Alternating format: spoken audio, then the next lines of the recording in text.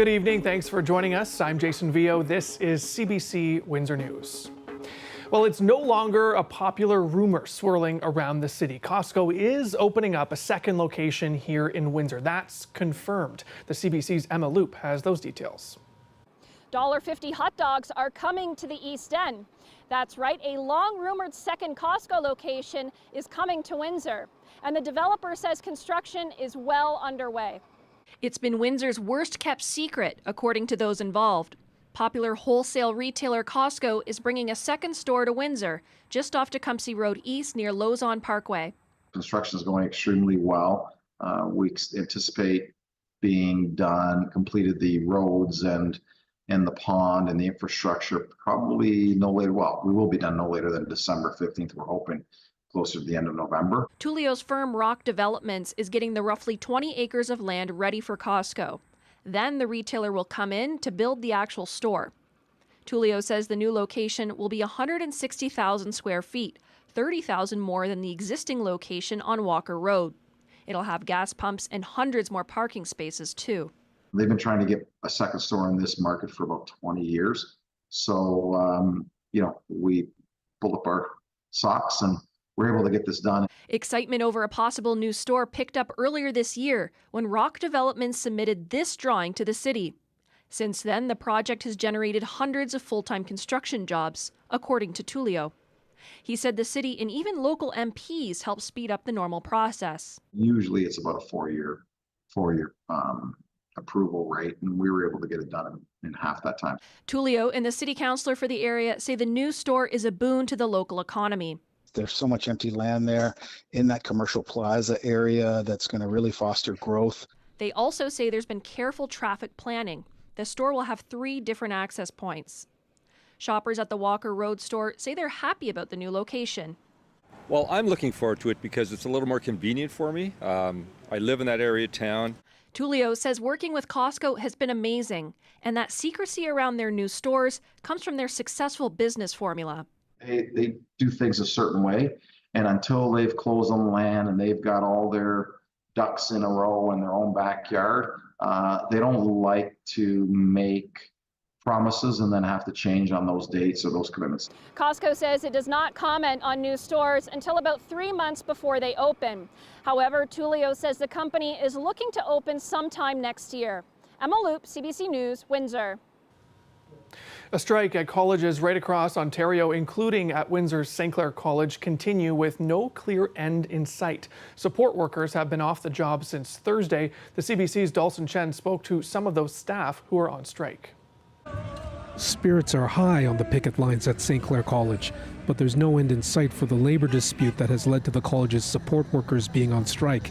Justin Fox, a spokesperson for OPSU Local 137, says no new talks are scheduled, and he blames the College Employer Council for refusing to negotiate. They want this to go to arbitration, but unfortunately OPSU doesn't feel like that's the right step to take right now, and we're asking them to come back to the bargaining table to come out with a fair deal for both sides. The ball's in their court with the CEC, and we just would love to have them back at the table. Almost 10,000 support workers on 24 college campuses across Ontario have been on strike since September 11th. At St. Clair College, that includes departments such as office, clerical, maintenance, security, and technical services. The union says job security is one of the major sticking points, but Graham Lloyd, CEO of the College Employer Council, says the union wants promises that the colleges can't give with their current financial issues. They want to guarantee for 3 years there could be no reduction in any staff for any reason. It would effectively cripple the college's operations and potentially bankrupt them. As long as they maintain demands that they know we can never accept, there isn't a path forward, unfortunately. According to the CEC, if the union refuses to drop its demands, the dispute must go to arbitration. So far, St. Clair College is continuing to hold its normal schedule of programs and classes. Second-year accounting student Samuel Golovenko says he fully supports the strike. The support is high. It's very high.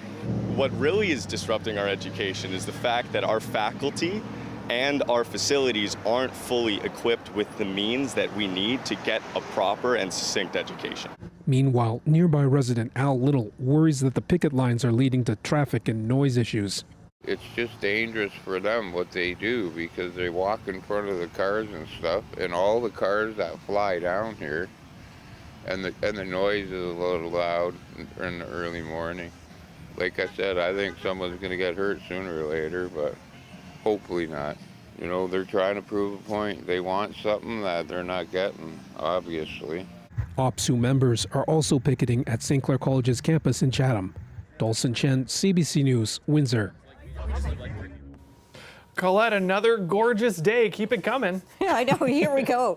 We're really milking out the last of summer right here. I mean, it's the last full week, and boy, oh boy, it feels summer-like. 27 degrees, the high for today. High pressure, yes, here we are again in a pattern with high pressure being the dominant force and giving us that sinking air and very stable air. Yeah, there's some activity, but it's pretty far away from us, and that's really going to be what carries on for another few days yet. Now, we could have a bit of patchy fog development tonight. Some of that could linger into early tomorrow morning. 13 to 14 for the low tonight, and then tomorrow, let's do it again, maybe even a tiny bit warmer. Jason, 28 for the high. All right, looks good. Thanks, Colette. The Israeli military has begun a new ground offensive targeting Gaza City. People here in Windsor are watching this very closely as they have family back home. Heavy fighting has been reported around the city center with airstrikes hitting apartment blocks and key roads, and families of Israeli hostages are worried what that means for their loved ones. I spoke with a Windsor woman who tries to keep in touch with family over the phone as often as she can. Many of her relatives are in the southern part of Gaza hoping to survive. We're all waiting to die. We don't get to talk to them as often. It's a hit and miss. One of the major issues that they have to charge their phones if they're going to make phone calls and stuff. They don't have a charging section for their phones, and if they are to charge their phones, they're actually paying money to charge their phones. Well, we lost a lot of family members. We really did. But one of the things that they keep saying, we pray that we die, we don't live injured. Because once you're injured, they don't have medical equipment to secure it. They don't have the money to even pay if they wanted to get healed. They don't have equipment to sustain the injury that they've had and to help it heal. So you're literally almost having slow death. So a lot of them say we rather get killed than get injured. So this room right here, everybody lives in it. Everybody. And this is 10 times better than the rest of the people over there. They're doing much better than the rest of the people over there. This is another family, by the way. Like literally, there's no space. There's no room. This is another family. They're all in the same. This is like almost like the outside, and this is the water.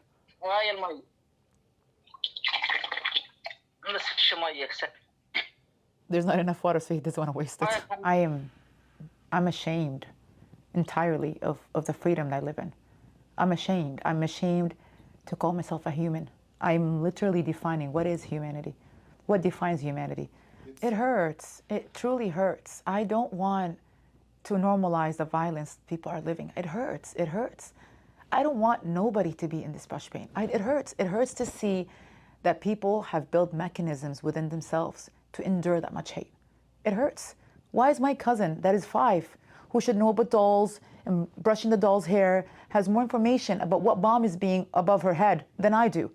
And when I get scared, I'm like, oh no, don't worry, this is the one that makes a sound only to instill fear. They have weapons that are just flying over these nations just to instill fear. So the rest of the people, they don't have bathrooms. They have, they dig a hole on the ground and they use a bathroom there, or they have a bucket. Right now, not a single person in Gaza right now has really comprehended what's happening. They're all in the emotion of let's run for safety. They haven't really comprehended. I think everything is going to hit them when officially they say, okay, it's gonna, no bombs, nothing. They're going to sit down. They're like, okay, where's my father? Where's my mother? Where's my kid? Who's going to make the food? Where's my house? Where's my job? Where is everybody? And that's when it's going to hit them. They're going to be like, I'm here by myself. Where is my family? They have no family. They're fully distracted, running away from the genocide. I think it will truly hit them once they sit down and they say, where is everybody? Meanwhile, a United Nations report has concluded that Israel has committed genocide in Gaza. The report cites examples of the scale of killings, aid blockages, and forced displacement to back up its finding. The CBC's Chris Brown brings us more. On the same day, an Israeli cabinet minister proclaimed Gaza is burning. A UN-commissioned inquiry said Israel is committing genocide. The ongoing genocide in Gaza is a moral outrage and a legal emergency. The panel of experts say the scale of civilian deaths, including more than 18,000 children, the deliberate blocking of aid, repeated forced displacements, and the destruction of a fertility clinic for Palestinians all adds up to genocide. The panel says Israel's most senior leaders, including Prime Minister Benjamin Netanyahu, are directly responsible. These deaths are not accidents. They are not collateral damage. They are the direct consequence of a military strategy of saturation bombing and scorched earth. Israeli officials dispute Gaza's death toll and the figures from the Hamas-run health ministry. They also did not participate in the inquiry and condemn the findings. The report relies entirely on Hamas falsehoods, laundered and repeated by others. In Tel Aviv, other Israelis also rejected the conclusions. Nobody's trying to get rid of the Palestinians. We're actively trying to get rid of Hamas, which are only doing worse to the Palestinians. As they watched a long procession of displaced families stream out of Gaza City, many Palestinians say the UN report is coming too late to change anything for them. Where is the decision to arrest Netanyahu, says Muhammad Ali. Why haven't they arrested him yet? What are they waiting for? The report comes as Israel's army launched its ground assault on Gaza City, much of which was already in ruins. The IDF says their goal is to kill Hamas's remaining fighters and to free Israeli hostages, although within the IDF there are reportedly grave doubts about the operation. The panel does not officially speak for the United Nations, which has not used the term genocide, although it is now facing pressure to do so. Widespread horror at Israel's conduct in Gaza has prompted some European nations to impose arms embargoes or threaten cultural boycotts. Benjamin Netanyahu has said Israelis need to prepare for more isolation as he's not changing course. Chris Brown, CBC News, London. Former Deputy Prime Minister and longtime Liberal Cabinet Minister Chrystia Freeland is stepping down from Cabinet. Freeland will be taking on an international envoy role for Ukraine. Freeland is presently serving as Transport and Internal Trade Minister in the Carney government.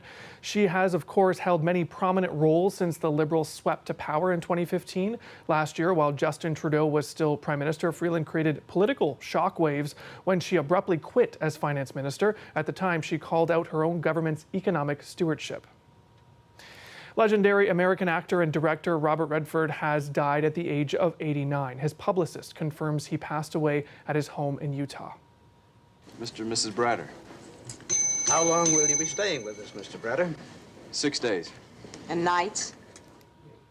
Redford will be remembered as one of the great leading men in Hollywood. He soared to stardom in the 1970s in a string of classics, including Butch Cassidy and the Sundance Kid, The Sting, and All the President's Men. Redford's directorial debut, Ordinary People, won him an Oscar in 1980. For decades, Redford used his public profile to advocate for environmental issues. He also founded the organization behind the annual Sundance Film Festival in Utah more than 40 years ago. It's in his support of the indie movie scene that Windsor's Vincent Georgie identified with Redford. His impact on the industry was really significant in that he created and ran the Sundance Film Festival and built that festival really out of nothing in a very, very unusual location. And so many of us, including myself, looked up to the Sundance Film Festival in the way they do things, the way they program, the way they scaled. That's a huge, huge loss. He created so much positive impact as a festival runner on top of his legacy as a director and as an actor. I mean, what a fulfilling contribution that will forever be felt in cinema. It's actually incredible. And you're not building a new Robert Redford tomorrow. There won't be a new Robert Redford. It's not going to happen. For anyone not familiar with Redford's work, Georgie recommends watching his 1973 film, The Sting. A live look outside. Colette is standing by live as well for a full look at your weather forecast a little later in the show. And coming up right after the break, we'll have more news for you. Stay with us.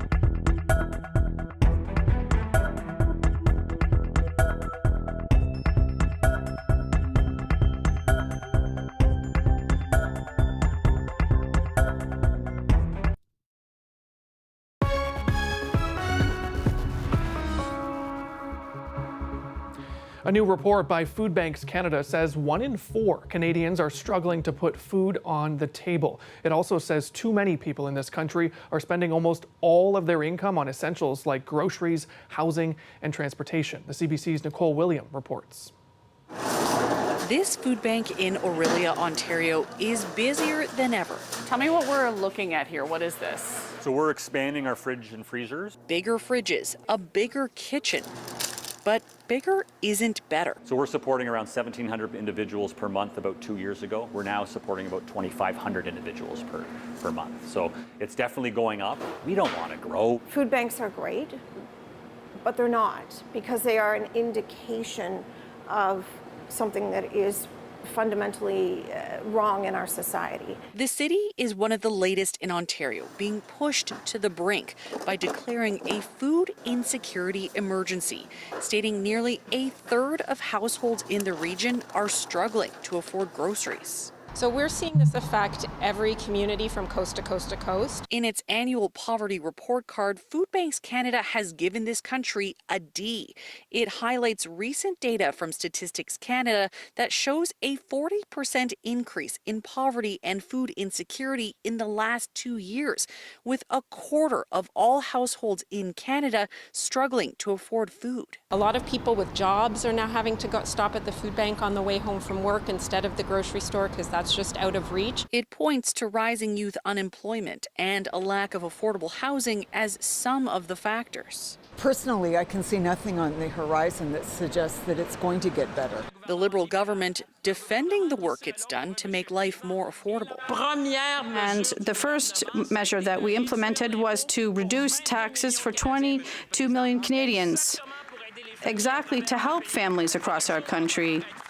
And we can be proud of this. But Food Banks Canada says more needs to be done to combat food insecurity, including more funding for social supports and updating benefit programs for low-income Canadians.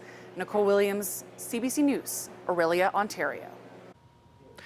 The Bay of Fundy in Atlantic Canada is renowned for having the highest tides in the world, but Inuit in northern Quebec have long believed that title belongs to another body of water, and now they say they have the data to prove it. The CBC's Samuel Watt reports. New Brunswick, Canada's Bay of Fundy, one of the marine wonders of the world. It's here that something truly amazing happens. The world's highest tides.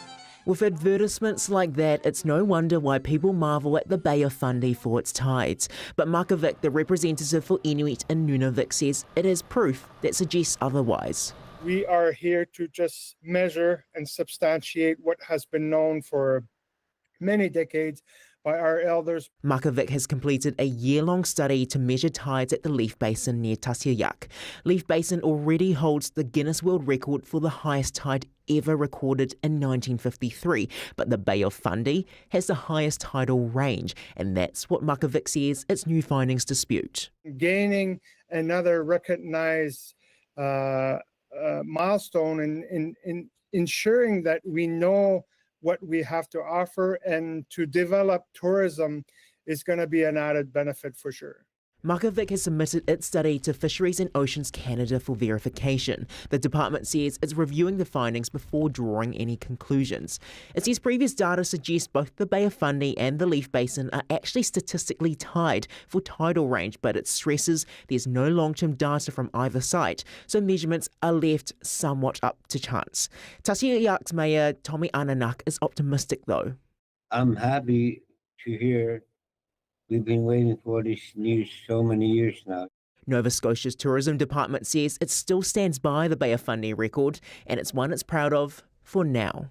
Samuel Watt, CBC News, Yellowknife. Canada's annual inflation rate notched higher in August, according to Stats Canada. They say it rose 1.9% last month. Gas and groceries were the two big drivers. However, rising rents and mortgage interest costs remain the biggest factors pushing the inflation rate higher. The update comes ahead of the Bank of Canada's interest rate decision on Wednesday. We'll be right back with Colette standing by live for more weather.